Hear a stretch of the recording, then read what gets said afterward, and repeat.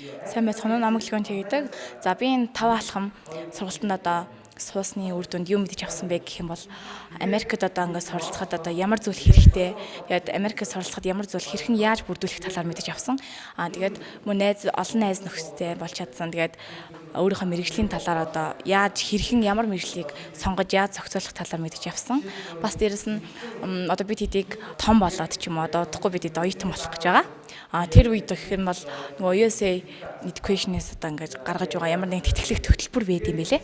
Тэгээд тийм боломжуудыг бас мэдэж авсан. Тэгээд бэхээ багш, намжин багш маань бидэрт үнэхээр их юм зүйлийг зааж өгсөн байгаа. Тэгээд Америкт очиод одоо ямар нэгэн зүйл одоо яаж юу хэрхэн хийж амьдрах вэ талаар суралцсан. Мөн дээрэс нь мэрэгжлийнхаа тухай тэгээд нөгөө очиод төсөв ямар хэрхэн төсөв бүрдүүлж яаж хэрхэн амьдрах талаар бас нэлээд зүйл зааж өгсөн байгаа. Тэгээд намжин багш, бэхээ багш тэгээд арын албанд ажилласан бүх хүмүүс болон бэлгүүнээ ихтэй үнэхээр их баярлалаа гэж хэлмээр байна.